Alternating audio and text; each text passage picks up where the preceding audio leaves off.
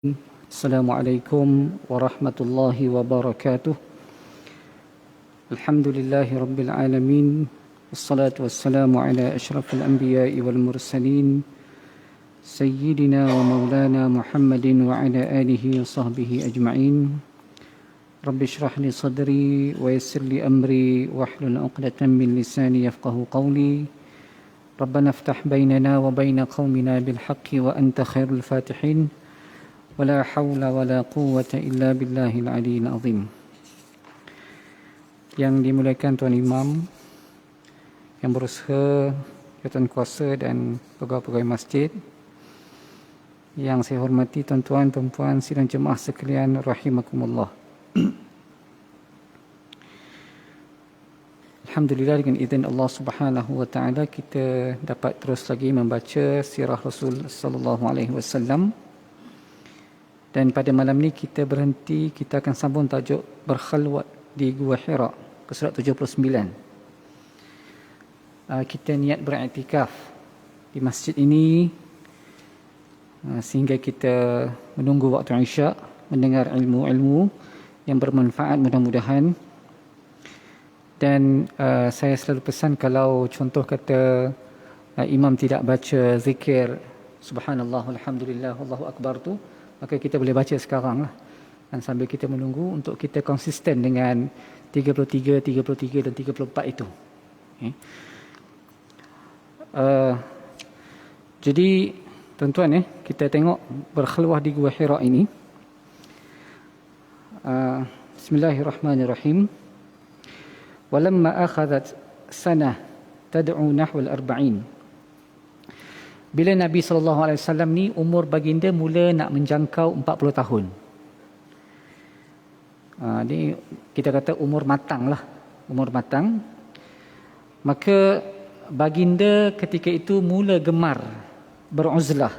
Beruzlah maksudnya menyendiri, mengasingkan diri. Pada satu tempoh dengan tempoh yang lain. Dan tempat yang baginda pilih adalah Gua Hira. So Gua Hira ni, Ghar Hira, Hira ni adalah satu bukit yang kedudukannya di Asyamal Gharbi, iaitu barat laut daripada Mekah. Memang boleh nampak lah daripada bukit itu ke Masjidil Haram, dan boleh masuk seorang ataupun dua lah, kan? Saya rasa mungkin sebahagian tuan-tuan ada pengalaman pergi umrah, pergi haji, mungkin boleh sempat naik. Dulu taklah macam sekarang. Sekarang ni dah dia ada track.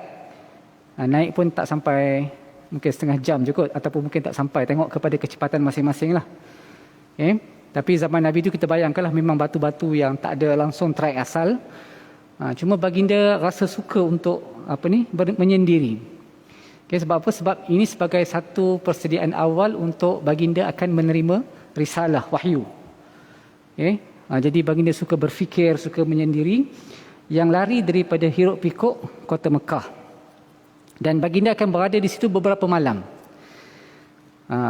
Jadi kan berada di beberapa malam. So kalau ada keadaan-keadaan tertentu, tempoh-tempoh tertentu, baginda akan balik ke rumah dan akan membawa semula bekalan. Itulah yang berlaku. Itulah yang berlaku. Dan ianya berlaku, dia kata akthar min zalika ila syahr. Okay. Jadi tuan-tuan yang dikasihi rahimakumullah, dia punya intro ni sikit saja. Cuma di sini yang dia kupas dia punya pengajaran ini, kupas pengajaran dia ini adalah ini sebagai satu persediaan awal bagi orang yang dia nak menerima tugas yang berat, yang besar. Sebab bila Nabi nanti, bila terima wahyu, maka baginda akan menyampaikan risalah Islam, dan pada ketika itu baginda akan menerima tentangan, cabaran dan tribulasi yang begitu hebat. Maka dimulakan dahulu dengan persediaan untuk Nabi mula berfikir. Mula berfikir, menyendiri.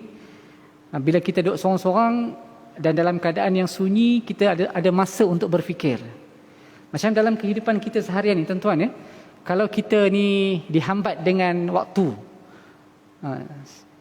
Kita nak cepat, kita nak segera sampai ke tempat-tempat tertentu. Kadang-kadang kita tak sempat menoleh ke kiri dan ke kanan. Kalau kita bawa motor ke bawa kereta ke, kan kita hanya fikir nak sampai tempat kita saja. Berbeza kalau kita bawa dengan santai ataupun kita tak drive. Kita mungkin duduk sebelah ke duduk belakang ke, kita sempat melihat kiri dan kanan, kita sempat menghayati keindahan alam. Sebab apa? Sebab kita ada masa yang terluang. Kita tak rushing. Kita tidak rushing tergesa-gesa. Maka di situ akan ada ruang untuk kita berfikir dan juga menikmati alam sekeliling ini. Okay. Jadi itu pentingnya kita ada tempoh yang tertentu lah. Tempoh yang tertentu untuk kita Untuk kita berfikir. Sebab apa? Dia kata wa hikmatu zalik anna lin nafsi afat. Hikmah dia apa? Mengapa Nabi mula suka duduk bersunyi-sunyian berfikir? Kerana dia kata dalam jiwa kita ini ada penyakit-penyakit. Okay? Penyakit-penyakit yang timbul daripada kehidupan kita ini. Sebab kadang-kadang bila kita tengok orang itu lebih daripada kita, mungkin datang rasa dengki, rasa tak puas hati. Dan bila kita tengok orang yang lebih rendah pada kita, kita mungkin rasa bangga diri, kita pelekeh orang pula. Macam-macam lah boleh berlaku kan. Sebab apa? Sebab kita dikelilingi oleh manusia kehidupan yang pelbagai. Jadi akan timbul perasaan-perasaan yang pelbagai yang disebut sebagai afat lin nafsi, dan penyakit-penyakit jiwa. Jadi kita nak keluar daripada terlalu memikirkan itu, maka kita kena bersunyi-sunyian. Kita kena fikir diri kita dan juga pencipta sahaja. Tapi masa tu Nabi belum kenal lagi pencipta lah, sebab wahyu pun tak turun. Dan cuma dah datang rasa nak mencari pencipta. Lebih-lebih lagi kalau kita duduk di tempat yang tinggi, yang kita nampak alam ini bagaimana, kita nampak terbit dan juga tenggelamnya matahari, kita nampak padang pasir, kita nampak daripada jauh lintasan angin dan sebagainya, maka ketika itu kita akan terfikir, siapa pencipta? Logik ke dia jadi sendiri? Okay? Yang ni lah sebagai kata-kata persediaan untuk mula memerhatikan kehidupan. Jadi dia kata apa? Liyata'ammal ma fi haqiqatiha wa mansya'atiha. Dia nak melihat, mengkaji. Dan ini merupakan kita kata satu bentuk tarbiyah daripada Allah Subhanahu wa taala kepada Nabi, supaya apa? Supaya persediaan awal itu dia kathratut tafkir, mula banyak berfikir dan melihat akan kejadian-kejadian yang menyebabkan kita nak mencari tempat bergantung dan juga Tuhan. Cuma kalau kita tengok dalam konteks di padang pasir, tuan-tuan, mungkin tak nampak sangat. Sebab apa? Sebab suasananya tandus. Lebih-lebih lagi di Mekah. Mekah tu memang kawasan yang berbukit batu. Lepas tu padang pasir. Jadi yang ada langit dan awan. Sumber air memang kalau kita kata dari sudut nak bandingkan tempat kita ni jadi macam syurga lah. Kan? Jannah selamatnya pun taman, syurga. Syurga tu maksudnya bustan. Banyak hidupan-hidupan. Okay? Berbeza dengan kita yang kalau kita merentas perjalanan, kita akan dikelilingi oleh hutan yang tebal. Cantik perjalanan dia kan. Macam contohnya kalau kita ambil plus ni lah, daripada utara sampai selatan, memang antara scene yang paling cantik adalah area Kuala Kangsar, nak ke Ipoh tu. Antara yang paling cantik. Sebab dia punya nampak bukit bukaunya, lepas tu ada terowongnya, memang cantik. So itu kita lah. Itu kita. Jadi kita kena ambil masa untuk melihat alam sekitar ini supaya kita rasa dekat dengan pencipta. Tapi kalau di padang pasir ini memang tandus, tuan-tuan. Memang dia tak ada apa sangat yang nak dilihat. Cuma dia akan mendatangkan rasa apa? Rasa satu tanda tanya. Takkan semua benda ini berlaku dengan sendiri. Takkan semua ini berlaku dengan sendiri. Dan kalau kita kaji tentang falsafah-falsafah, ahli-ahli falsafah yang dahulu, contohnya Plato, Aristotle, mereka memang mula menimbulkan persoalan. Mengapa kita dijadikan? Kemana kita selepas ini? Apa sebenarnya tujuan kita diciptakan? So soalan-soalan itu telah keluar, telah ada pun. Kalau kita berfikirlah, adakah kita ni jadi saja-saja? Cuma persoalan itu tidak mampu dijawab oleh akal manusia. Kerana akal manusia terbatas. So perlu kepada wahyu yang membimbing manusia. Maka barulah datang wa ma khalaqtul jinna wal insa illa liya'budun, kan. Baru kita tahu hala tuju kita. Kalau kita sekadar fikir begitu saja setakat itu tanpa bimbingan wahyu, kita akan terhenti, tak akan mampu cari jawapan. Di sinilah kebergantungan kita kepada wahyu. Dan di sinilah sebagai mukaddimah yang Allah nak sediakan Nabi untuk menerima wahyu. Okey, saya lompat, saya ringkaskan saja. Kita terus masuk kepada tajuk penerimaan wahyu. Untuk tajuk ini kita mulakan dengan hadis. Hadis ni panjang. Jadi tuan-tuan ni kita boleh baca dia punya terjemahan ini, menarik. Jarang kita baca terjemahan ni. Saya pun jarang baca hadis yang panjang begini sepenuhnya. Imam Bukhari telah meriwayatkan satu hadis daripada Sayyidatina Aisyah. So Sayyidatina Aisyah yang meriwayatkan hadis ini, dia kata apa? Dia kata, kita baca muka surat 85. Permulaan wahyu yang dimulakan kepada Rasulullah sallallahu alaihi wasallam ialah mimpi yang baik, ar-ru'yas salihah. Lagi benar. So maksud mimpi yang baik ini mimpi yang kita kata yang menyeronokkan, yang memberi ketenangan, yang memberikan rasa sedap hati. Tuan-tuan ya, apa dia mimpi tersebut? Mimpi itu adalah datang seperti cahaya subuh. Cahaya subuh. Okey, tuan-tuan cuba bayangkan begini. Kalau kita tidur, kemudian kita mimpi, bila kita mimpi kita nampak kegelapan. Gelap segelap-gelapnya, gelap, makin gelap, makin gelap, makin gelap. Bila kita bangun tidur tu agak-agak kita rasa macam mana? Kita rasa susah hati kan? Gelap. Kita rasa macam tak sedap hati. Sebab gelap tu. Tapi kalau kita mimpi, tak nampak apa-apa, cuma nampak cahaya, makin terang, makin terang, makin terang, makin terang. Kita bangun, kita rasa macam mana? Kita rasa seronok. Kita rasa baik, kita rasa sedap hati. Ada nampak macam petanda yang baik. Okay? Maka Allah telah bagi Nabi mimpi yang sedemikian, iaitu apa? Iaitu Nabi mimpi datang cahaya seperti subuh. Ada lintasan cahaya dan juga dia semakin terang. Kemudian disukakan kepadanya untuk berkhalwat.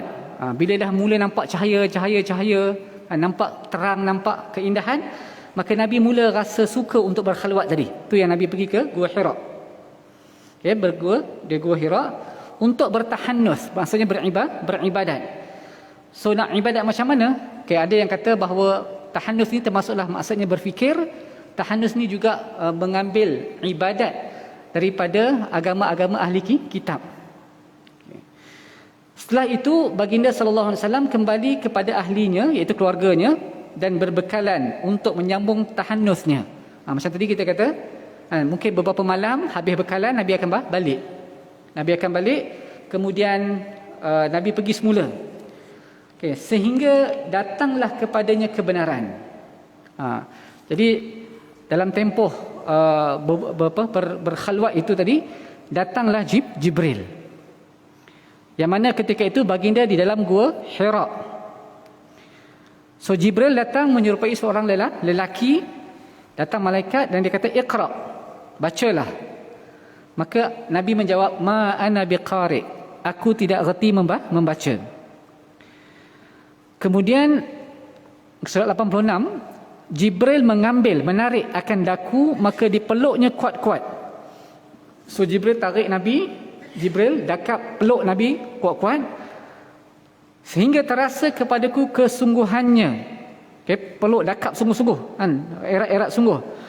Kemudian dilepaskan aku. Lepas tu dia lepaskan balik, dia rilis balik. Lalu dia kata iqra, bacalah. Maka aku berkata, ma ana biqari, aku tidak pandai membaca. Kemudian diambilnya aku, lalu dipeluknya ketat-ketat kali yang kedua hingga terasa kepada aku kepayahan. Kemudian dia lepaskan dan dia kata iqra, bacalah. Lalu Nabi jawab yang sama, ma ana biqari. Jadi maknanya Jibril peluk 3 kali dan Jibril Jibril peluk dua kali. Jibril suruh Nabi baca sebanyak 3 kali. Yang pertama, lepas tu diselangi dengan peluk. Yang kedua, tanya balik, lepas tu diselangi dengan peluk, dan juga yang ketiga suruh baca semula, kan. So 3 kali suruh baca dan 2 kali peluk itu. Jadi Nabi jawab yang sama Nabi jawab yang sama sebab memang baginda tak pandai tidak pandai membaca. Setelah itu barulah kan dia lepaskan dan dia kata iqra bismi rabbikal ladzi khalaq khalaqal insana min 'alaq iqra wa rabbukal akram. Ayat 1 2 3 dan juga setengah riwayat kata ayat sampai 5. Allazi 'allama bil qalam 'allamal insana ma lam ya'lam. Okey, ada yang kata 5 ayat. Dalam di sini kita jumpa 3. So tuan-tuan bayang Nabi bersunyi-sunyian, tiba-tiba datang seorang lelaki dan dia peluk kita, dia suruh kita baca, kita pun tak reti baca, lalu dia ajar kita baca. Apa reaksi kita lah? Kita rasa macam mana? Maka dalam hadis itu sambung, pulanglah baginda dengan ayat itu dan hatinya gemetar. Lalu masuklah ia kepada Khadijah binti Khuwailid seraya berkata, selimutkanlah aku, zammiluni. Maka diselimutkan akan baginda sehingga hilang rasa ketakutan. Dan ia berkata kepada Khadijah setelah menceritakan khabar itu, sesungguhnya aku takut. Lalu Khadijah pun berkata, tidak, sekali demi Allah, tiada dihinakan engkau selamanya kerana engkau sebenarnya mempunyai rahim, iaitu menyambung silaturahim. Dan engkau memikul bebanan, iaitu membantu orang. Dan engkau berusaha terhadap orang yang tiada, iaitu suka membantu orang yang susah. Dan engkau menjamu tetamu dan engkau menolong atas menolak bala. So bila Nabi cerita kepada Khadijah tentang peristiwa yang tak pernah terjangka akan berlaku begitu, kita tuan-tuan cuba kita bayangkan, kita duduk seorang-seorang, tiba-tiba datang orang tegur kita tak kenal siapa kan. Tuan-tuan rasa macam mana agak ni? Tentulah macam istilah kita kata disampuk lah. Kita rasa takut sangat lah. Bila kita balik rumah tu memang menggigil lah. Macam itulah Nabi. Okay? Sebab Nabi pun manusia biasa juga. Nabi rasa ketakutan, tetapi ditenangkan oleh isteri baginda Khadijah. Okay? Dan Khadijah kata, engkau seorang yang baik, suka menyambung silaturahim, suka membantu orang, suka menjamu orang, suka membantu orang yang susah. Takkanlah kan Allah itu Tuhan. Okay? Jadi dia guna istilah Allah. Okay, tadilah kita kata sebab apa? Sebab mungkin mewarisi agama Hanif Nabi Ibrahim, ataupun mungkin mewarisi agama-agama ahli kitab. Sebab sepupu Khadijah, iaitu Waraqah bin Naufal, tanassara, seorang yang mendalami agama Nasrani. So ungkapan-ungkapan itu dah biasa. Even orang Arab sekalipun, walaupun mereka kita kata musyrik, tapi dia biasa sebut bismikallahumma, Allah. Itu biasa. Sebab tu bila ditanya, wala in sa'altahum man khalaqas samawati wal ard wasyamsa wal qamar la yaqulunna Allah. Kalau kamu tanya mereka siapa yang cipta langit dan bumi, yang buat malam dan siang, nescaya mereka akan kata Allah. Sebab mereka mewarisi itu. Cuma dia jadi syirik sebab apa? Allah pun dia kata Tuhan, tapi dalam masa sama berhala-berhala pun dia kata Tuhan juga. Itu jadi syirik, itu menyengutukan Allah. Itu yang batal iman tu. Okay, itu yang dosa besarnya itu. Tapi dari sudut fitrah mereka akan kata Allah sebagai Tuhan, walaupun ketika itu syariat Nabi Muhammad ini belum establish lagi. Jadi Khadijah menenangkan. So tuan-tuan cuba bayangkan apa hikmah Allah jadikan sedemikian peristiwa itu. Mengapa tak contohnya kalau datang wahyu ni, kalau betul Allah sayang kepada Nabi Muhammad kan, Allah boleh bagi dalam bentuk ilham sahaja, ataupun dalam bentuk mimpi tadi. Kalau mimpi tadi, mimpi nampak cahaya kan, boleh tak Allah datangkan malaikat ini dalam bentuk mimpi dan mengajarkan baginda, kena baginda besok bangun tidur, baginda kata, oh dah datang wahyu, dan baginda pun sampaikan. Boleh juga sebenarnya. Tapi untuk wahyu pertama ini Allah bagi real. Sebab itu, kenapa? Kerana ini sebenarnya hujah untuk menunjukkan bahawa apa yang Nabi terima itu memang wahyu yang sebenar. Kerana kalau kita baca tulisan-tulisan orang-orang yang nak menyerang Islam, nak menggugat akidah Islam, mereka akan kata bahawa Muhammad ini dia boleh sampaikan benda-benda yang kita kata yang mengagumkan dari sudut bahasanya, dari sudut maknanya. Okey, kerana apa? Kerana mungkin dia dapat ilham satu. Okey. Sedangkan bila Nabi sendiri dipeluk, disuruh baca, Nabi sendiri menggeletar, maknanya peristiwa itu peristiwa yang yang sebenar, yang fizikal. Bukan mimpi-mimpi, bukan mimpi. Sampai Nabi ketak lah kan, balik rumah minta diselimutkan. Okey, kita kata kalau bahasa kita demam lah. Maknanya nak tunjukkan bahawa peristiwa itu memang real.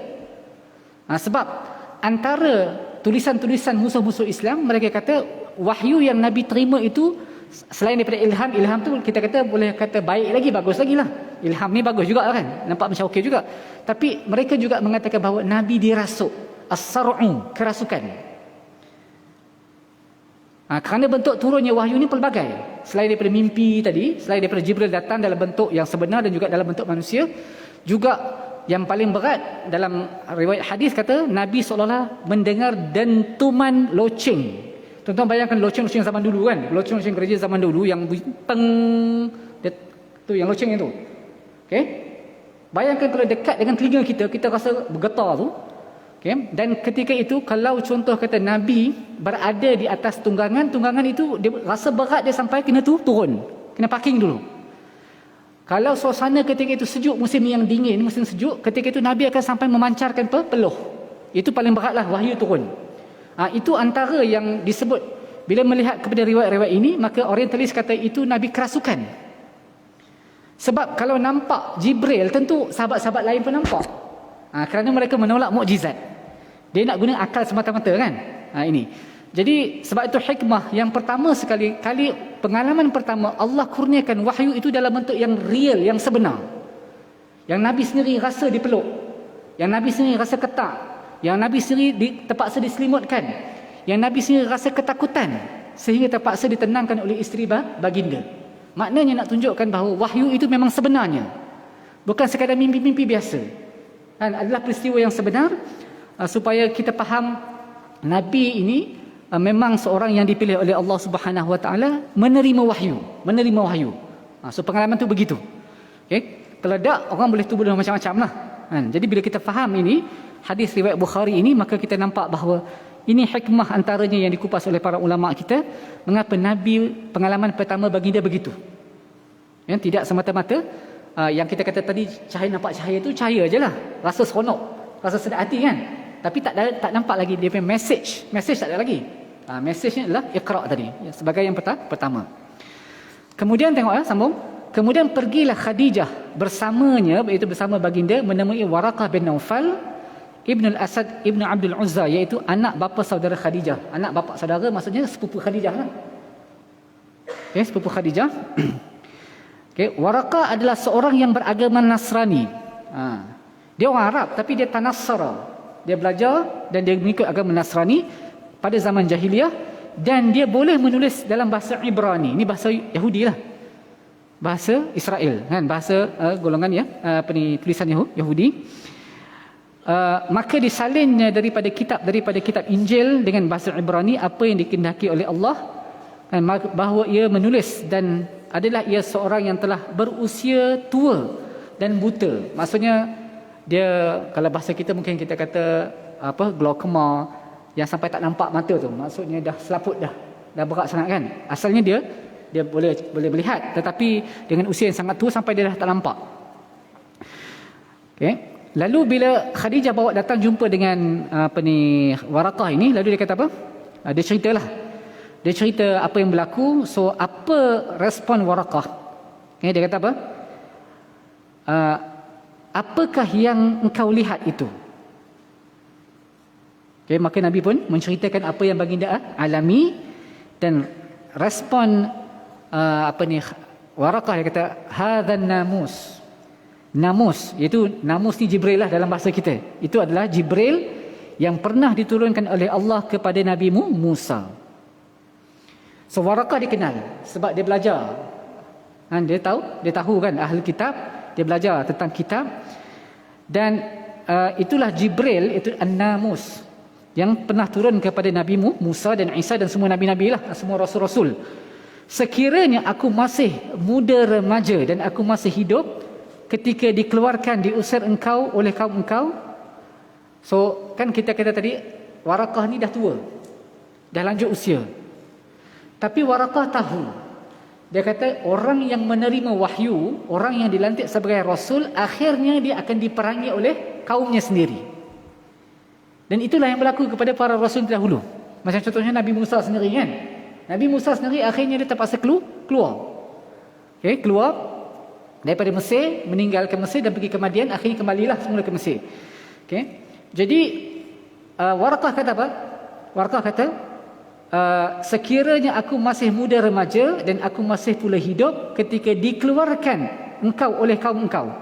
Bila dia kata macam tu, terus Nabi tanya, awamukhriji ya, adakah mereka akan mengeluarkan aku, menghalau aku?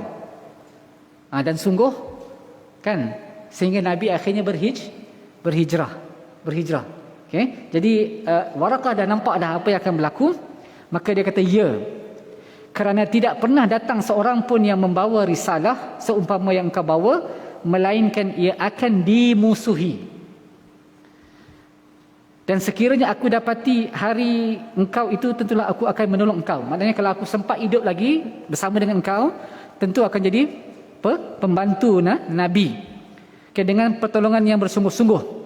Kemudian tidak berapa lama sesudah itu Waraqah pun meninggal dan wahyu pun berhenti. Sungguhlah sebab dia memang dah tua. Tapi dia dah faham dah. Sebab apa? Dia dah belajar. Dan dia dah tahu dah, kita kata tabiat, karakter seorang rasul itu akhirnya akan diperangi oleh kaumnya sendiri. Kemudian ini isunya, tuan-tuan bayang ya, Nabi terima wahyu yang pertama sampai menggigil, sampai ditenangkan oleh isteri baginda dan merujuk kepada Waraqah. Kemudian wahyu terhenti. Bila terhenti ini, di sini ada perbezaan pendapat dalam kalangan muarrikhun ataupun ulama, berapa lama wahyu terhenti. Ada yang kata 3 tahun, ada yang kata kurang, tapi yang rajih kata adalah sekitar 6 bulan. Riwayat Al-Baihaqi. Jadi maknanya bila dapat pengalaman pertama, kena peluk, kena suruh baca sampai menggeletar tu, lepas tu wahyu terhenti. Wahyu terhenti.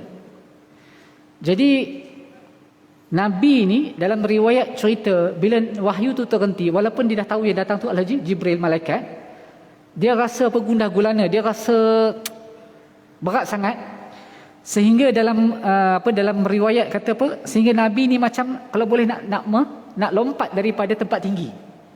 Macam kita kata nak bunuh diri lah, tekanan tu. Seolah-olah macam apa? Allah Subhanahu Wa Taala meninggalkan baginda. Dalam tempoh 6 bulan. Kalau ikut riwayat lain kata sampai 3 tahun. Ini juga satu ibrah yang perlu kita petik, bahawa menunjukkan bahawa sebenarnya apa? Wahyu ini datang dengan kehendak Allah. Semata-mata. Bukan Nabi rasa syok Nabi nak wahyu tu dia datang, tak. Sebab Nabi ni hanya utusan. Yang punya risalah sebenarnya adalah Allah Subhanahu Wa Taala.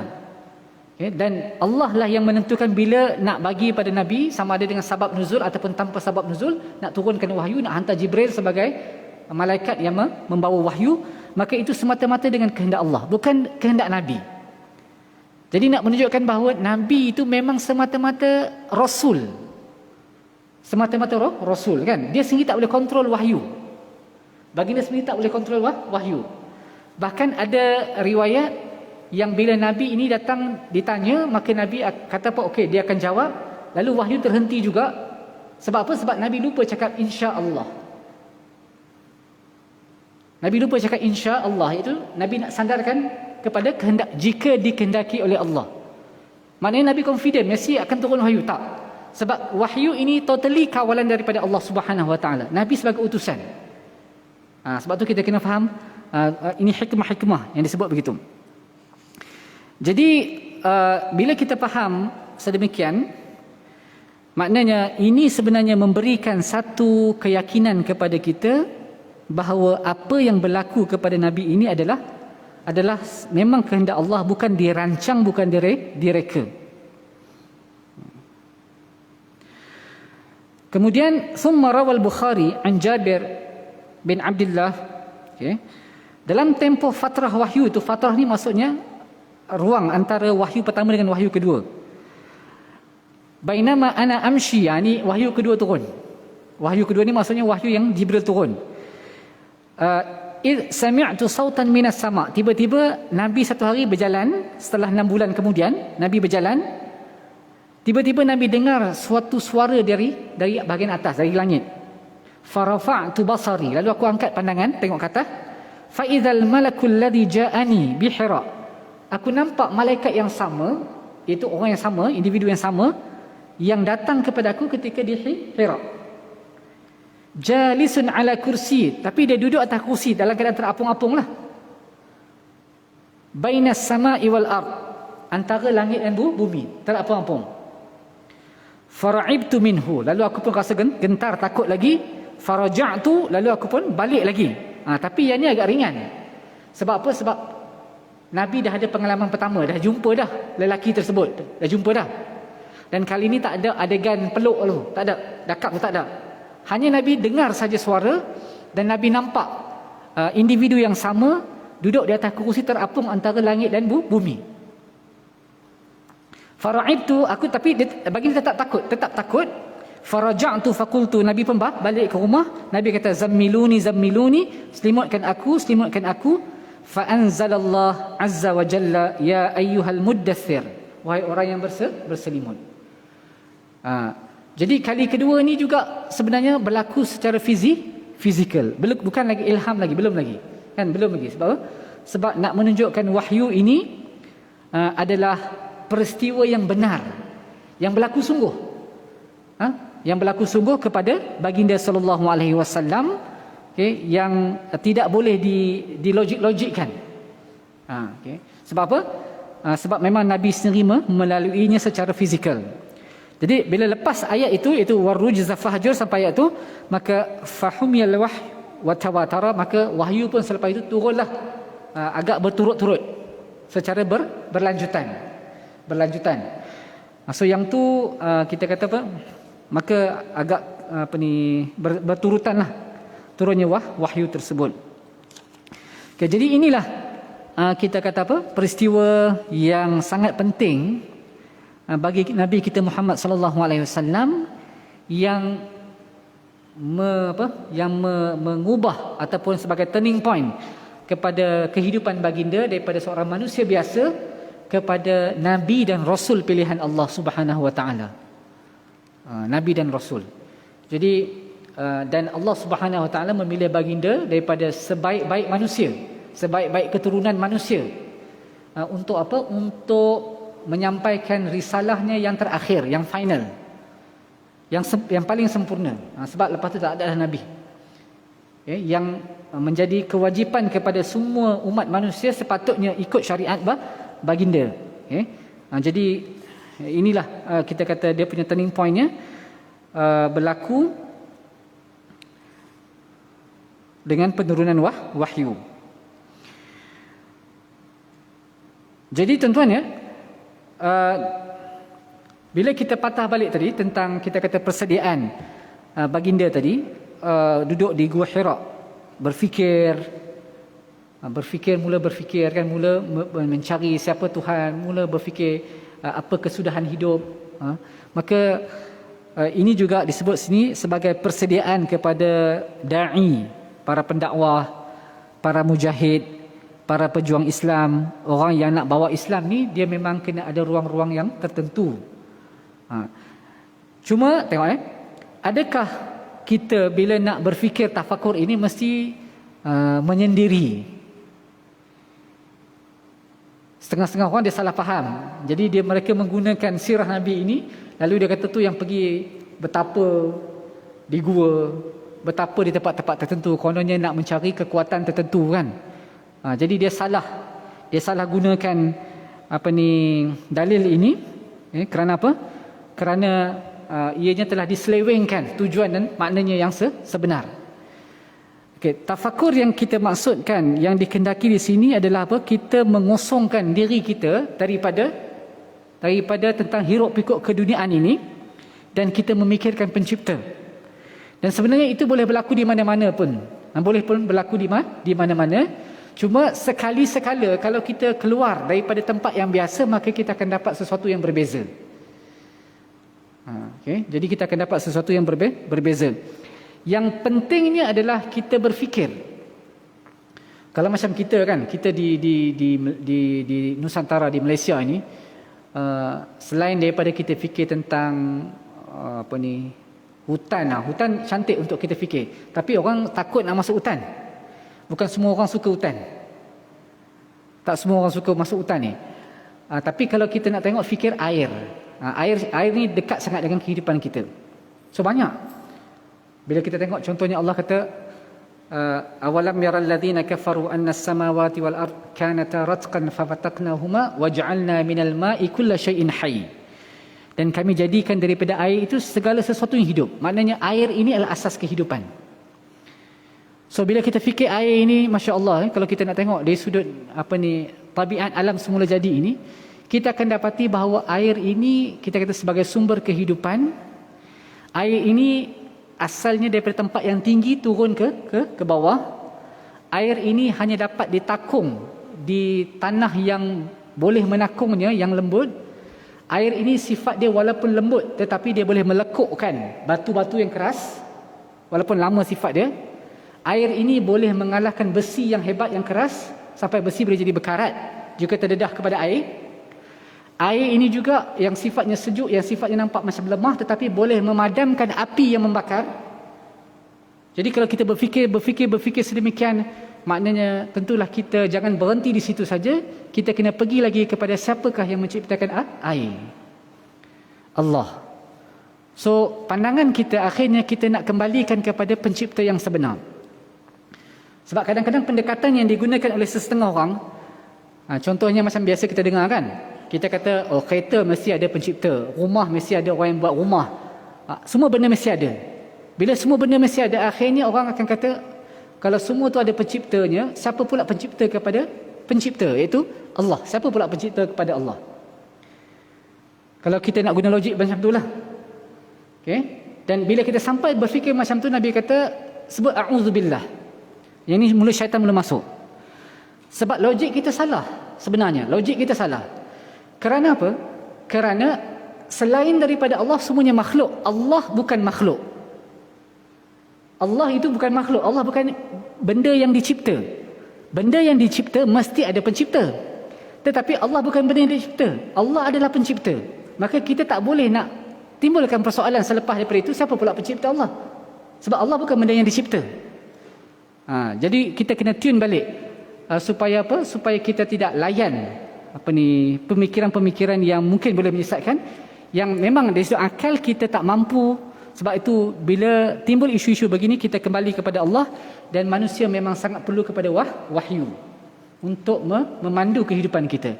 Tanpa wahyu, kita mungkin boleh jadi seorang yang ateis, orang yang tak percaya kepada Tuhan. Mungkin berjaya dalam kehidupan di dunia ini, mungkin berjaya. Mungkin kita boleh buat kajian-kajian yang macam-macam, tetapi kehidupan sebenar di akhirat kita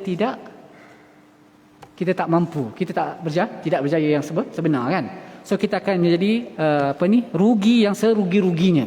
Sebab tu untuk selamat dunia akhirat, maka kita perlukan kepada wahyu. Dan kita amat bersyukur Nabi SAW dipilih untuk menerima wahyu, dan dengan wahyu inilah menjadikan kita seorang yang Muslim, kenal Tuhan, dan mudah-mudahan inilah yang menjadi bekalan kita untuk selamat di dunia dan di akhirat. So inilah sedikit perkongsian pada malam ini, mudah-mudahan mendapat manfaat.